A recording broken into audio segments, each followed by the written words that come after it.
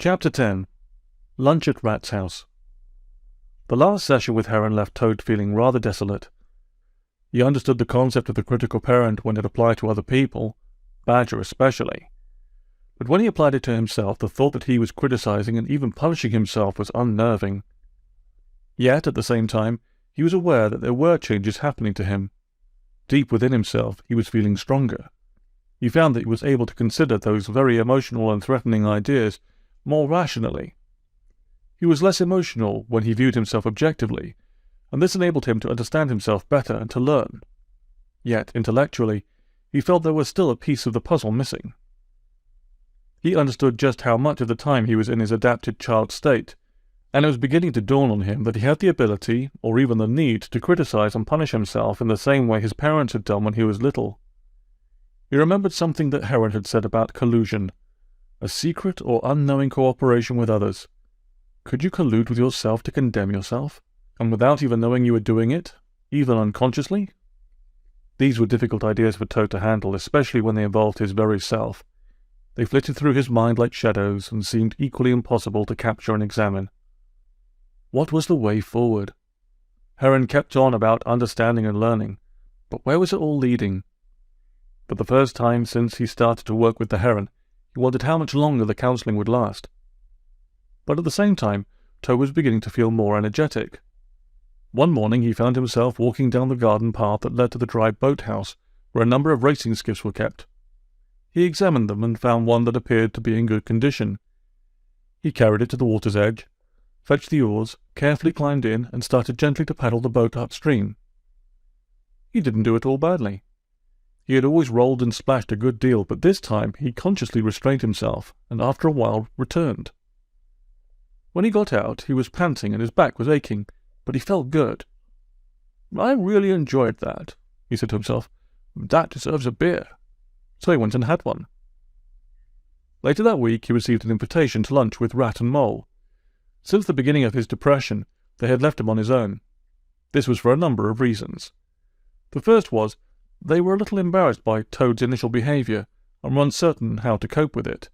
And second, like all sick or wounded animals, Toad had simply wanted to crawl away and be left on his own, and he had clearly signalled this. But now things were different. For a start, the weather was improving.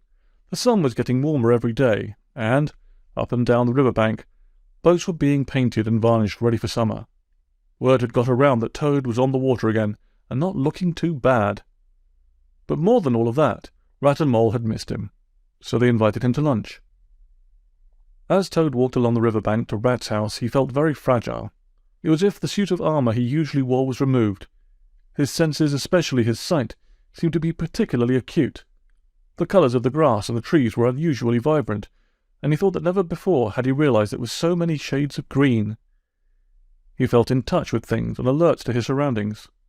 As he walked, he found that he was checking over his feelings in much the same way as a pilot checks his instruments before takeoff. Although he was slightly apprehensive about meeting his friends again, on the whole he was feeling good. "If Heron asked me where I was now on my feelings thermometer," he thought, "I would say 8. When he arrived, his friends gave him an extremely warm welcome.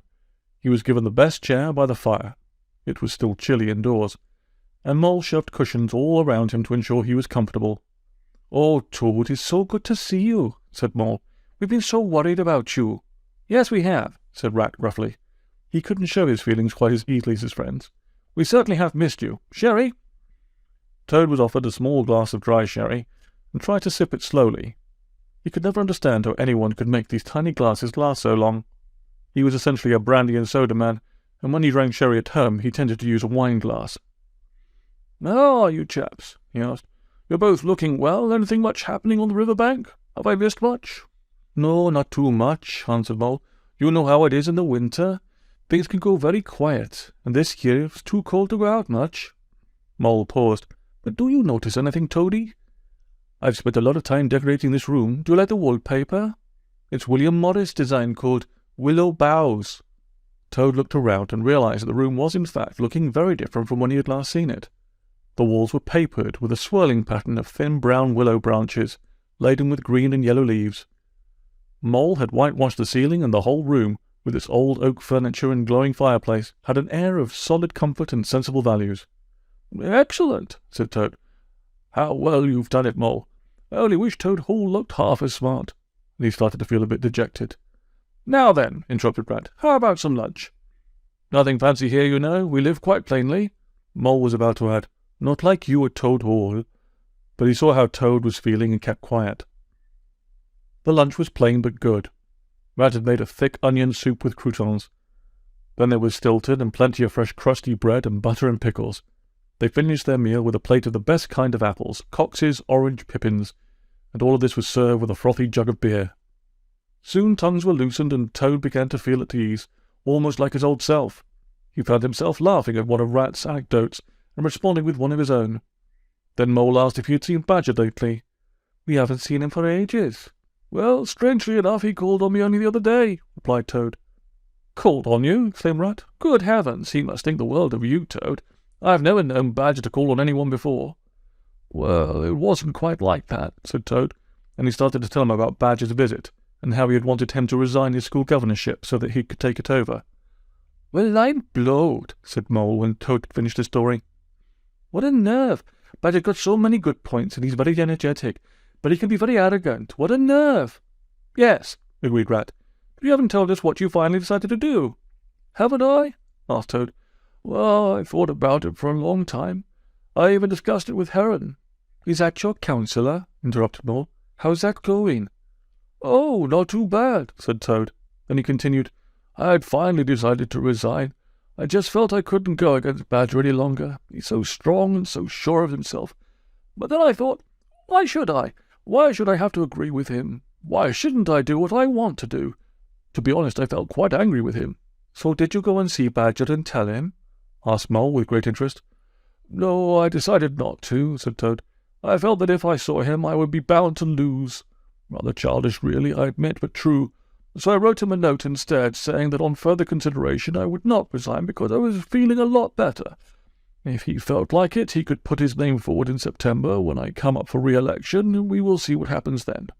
"Well done," said Rat warmly. "I think, given the circumstances, you handled that extremely well." "Yes, you certainly did," agreed Mole. "I'd say that you won." "Do you really think so?" asked Toad, feeling strangely pleased. "I felt worn out by the end of it. I felt I'd been fighting a battle which was not of my choosing. Anyway, it's over and done with now. I hope," he added sotto voce. After some more chat, Toad said he must be getting back. Rat and Mole said they would go with him as they needed the exercise. So the three companions walked back to Toad Hall. There Toad thanked them for lunch, and they agreed to meet up again soon. "Perhaps a rubber of bridge," suggested Rat, who played a sound hand and had taught Mole the basics of the game. "We would need a fourth," said Mole. "Not Badger," said Toad strongly. "No, I was thinking of Otter," answered Rat. "Anyway, we'll leave it for now and get in touch. Bye!"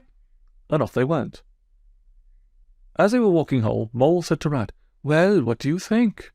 "About what?" asked Rat, whose mind was on other things. "About Toad, of course. Don't you think he's changed?" "Yes, I do," said the Rat. "But it's hard to put your finger on it." "He listened more," answered Mole. "That's what it was. He listened, and, what's more, he seemed genuinely interested in what we had to say. Usually you can hardly finish a sentence before he comes crashing in. If I'm honest, he seemed nicer and quieter, not so tiring." "Yes, I know what you mean," agreed Rat. "He used to be a bit of an ass, always boasting and full of himself. But I suppose his breakdown," this had become the accepted way to describe Toad's situation, "has knocked the stuffing out of him. But I was surprised to hear his story about Badger.